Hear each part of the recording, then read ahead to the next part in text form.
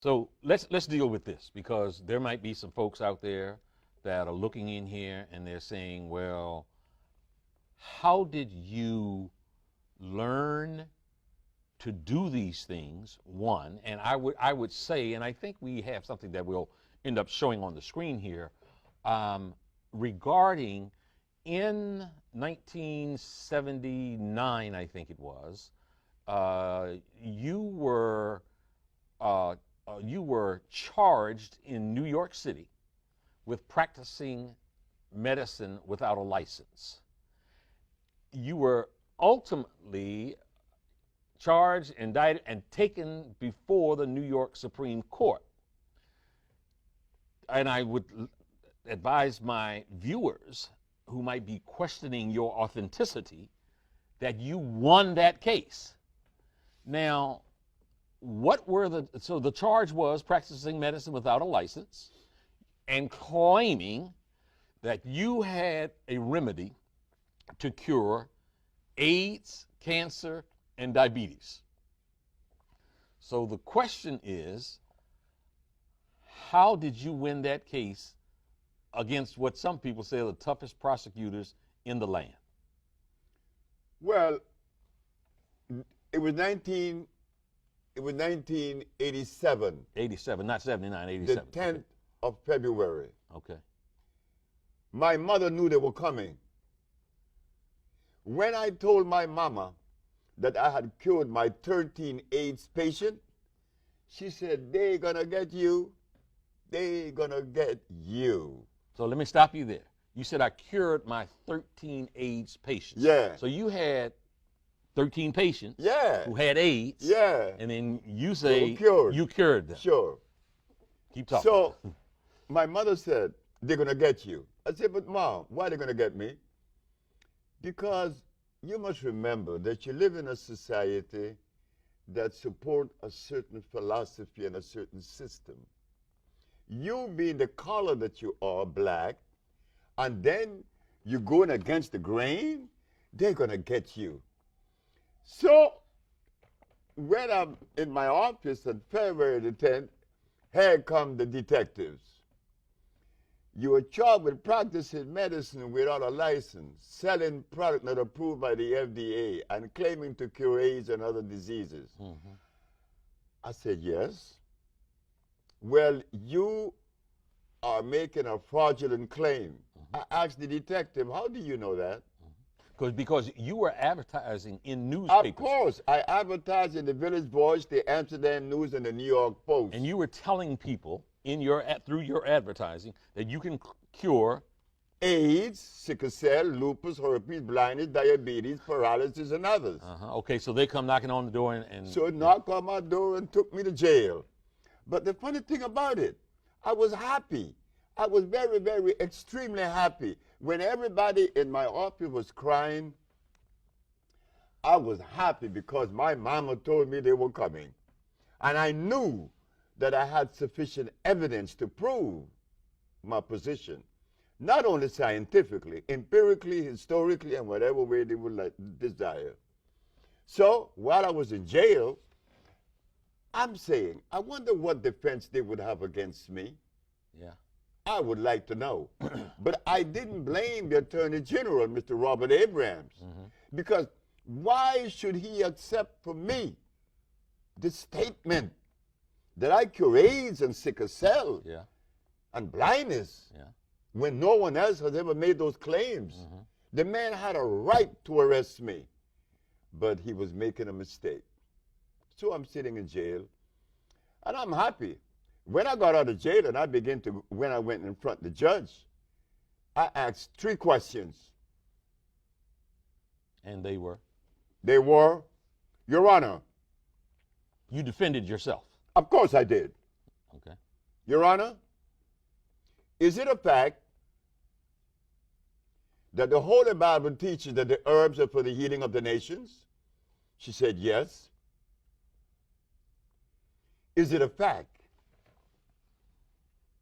that science shows that the human body is carbon-based, and to complement a carbon-based body, you must have a carbon-based substance to complement it, because the body only accepts a substance through the process of chemical affinity. Chemical affinity is important. It's an electrical transfer. Chemical affinity. Okay. The body could only accept what it is made of, not something new or alien to it. Last question. Your Honor, is it a fact that the father of medicine, Mr. Hippocrates, the man that established the principle of medical science today, cured every disease known to man? Did he use herbs or chemicals? She said, herbs. I said, thank you very much. I rest my case. Okay. Go ahead. So I understood that the state were unprepared to defend itself. They were unprepared because in the past there was 2,781 cases that came before the Supreme Court and lost. Yeah. I won. Yeah. Not only did I prove scientifically, but I had the diagnostic sheets, and I do have them today. And those diagnostic sheets didn't come from me. They came from their school, their American medical accredited school. Did I read it correctly where there was some requirement for you to actually bring patients, a patient into court from each of those maladies, and that you brought multiple patients in court who, one, testified themselves, and that you had medical records, one showing that they were victims of the disease, and then showing that it had been cured by one doctor, and then a second doctor verifying what the first doctor had said? Yes. We have to remember this, that whenever you make a statement that goes against the grain, you better be prepared. You better be prepared. The judge said that I had to bring one of every patient that I had cured, and there was one that said others. The other was a man that came from Italy. He was paralyzed. But I was supposed to take 9. I took 77. You took 77 patients in court with you? That's correct. But I knew that my brain was not the same as your brain or any other brain, right? We're unique. Yeah. So when I make a statement, they're going to take my statement and pit it against philosophy. It doesn't fit. I represent an entity that isn't philosophical. And that entity is? Well, it is an African one. I'm an African. And we have to remember that.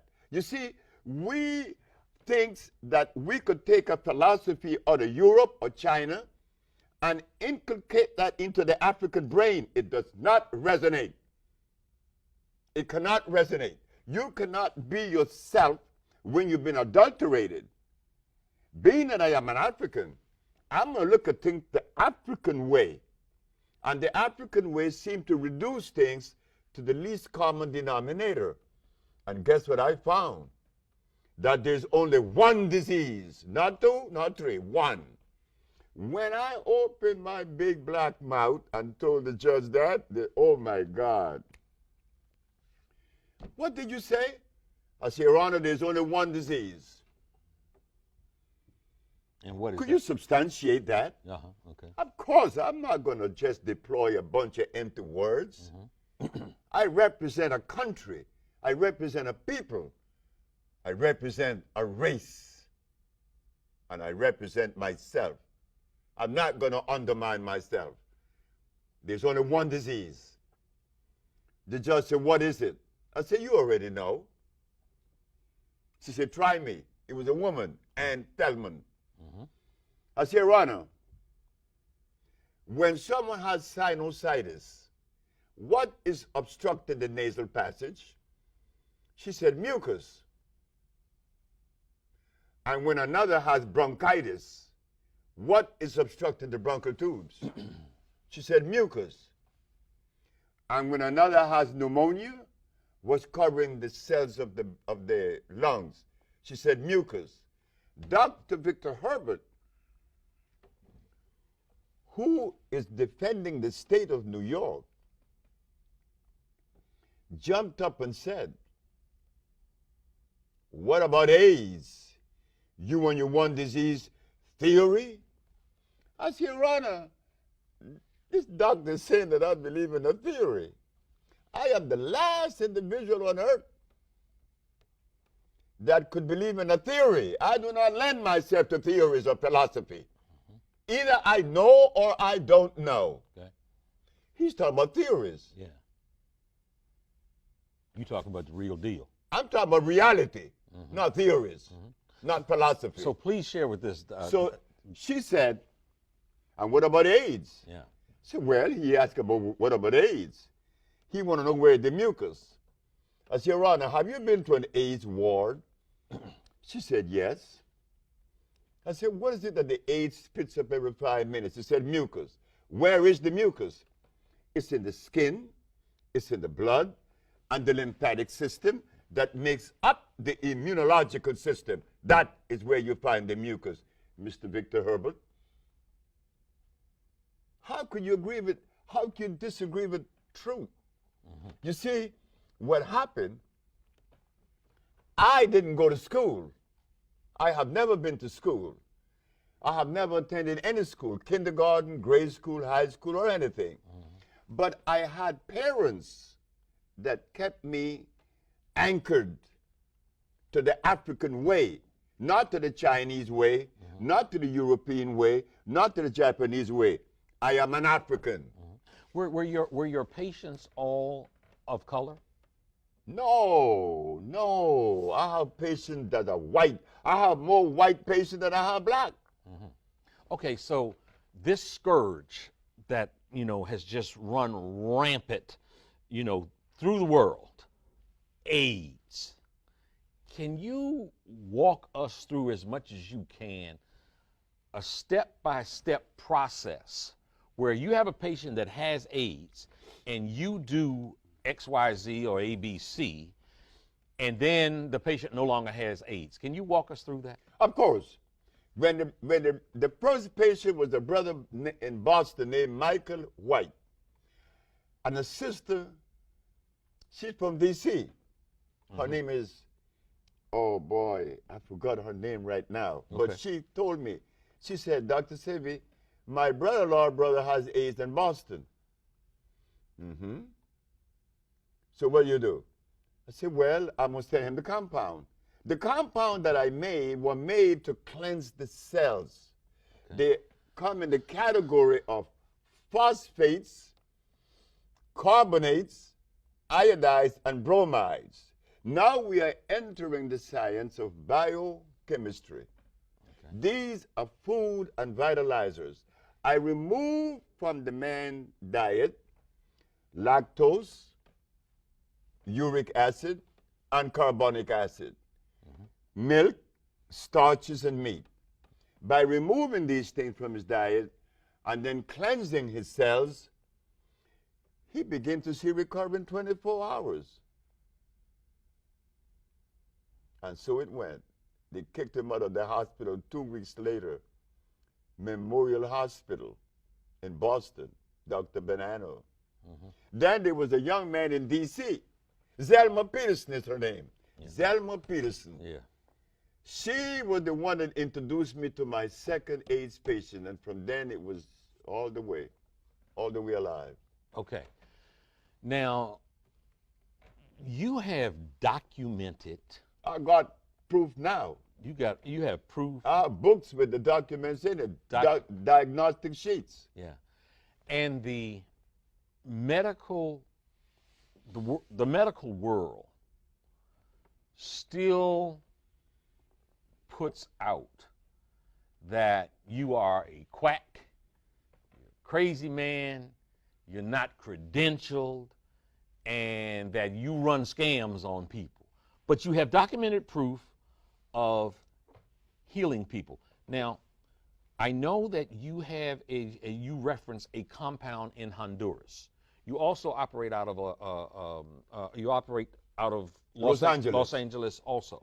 So when you get a patient now, do you if you have a DC patient, does that DC patient need to go to LA or Honduras? Or? No, we treat them. In fact, we send 1,000 packages a day throughout the world right now. Israel, Hong Kong, China, Russia. We have people in the village now from Russia. We have people from all over the world. We send packages all over the world. You don't have to even be in Honduras. But it is good to go to Honduras because the thermal waters are there. Yeah. And they accelerate the process of healing once you immerse your body in it and you drink it. You speak of Honduras. Now, about the medical science saying that I'm a quack, Yeah. I do not blame medical science for making that statement because my race has never done anything on that level of endeavor to express itself able to cure diseases on that level, in other words. So, sure, I'm a quack, but I don't care what they say. Yeah. What I was concerned with, not medical science, because I know that they're the one that is violating. I am not the violator. Hippocrates did not establish the school of medicine by using chemicals because the chemicals cannot assimilate. A chemical cannot assimilate with the human body. An herb can because they are electrical. Okay. Herbs are electrical, and we have yet to understand that. I was concerned with the black leadership of America, not medical science. When I had cured these people of sickle cell and lupus and herpes and blindness, I was happy. I said, now I could go to all the leaders. I could go to Minister Farrakhan. I could go to Jesse Jackson. I could go to Al Sharpton. I could go to Oprah Winfrey. But what I found out, I was mistaken. I was wrong. They are not interested in the healing of any black people. That's an explosive claim. That is not an explosive statement. That is a reality. There isn't a black leader in America that is interested in the health of the black race. Do you say that because they refuse to interact with you? They are not in the position to respond. If they were, my first case of AIDS was cured in 1984. Yeah. And since then, we've been curing people of lupus and herpes and cancer and blindness. Not one black leader ever said, well, let us help the brother. That you just mentioned what some people in hushed tones refer to as the C word, cancer. I have friends right now that have been victimized by that scourge of a disease. Two fairly close to me who have been going through chemotherapy. We just recently had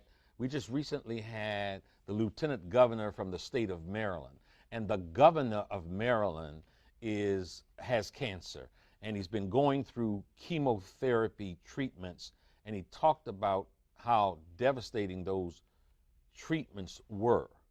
So you obviously don't treat with chemo. Why is it wrong for a cancer patient to be treated with chemotherapy? Chemotherapy is an approach that destroys cells. Chemotherapy doesn't distinguish between good cells and bad cells. It destroys cells. It's an acid approach. What kind of approach? Acid. Oh, acid approach, okay. My approach is an intracellular cleansing. What causes disease in the first place? An acid condition. Well, let us sweep it out.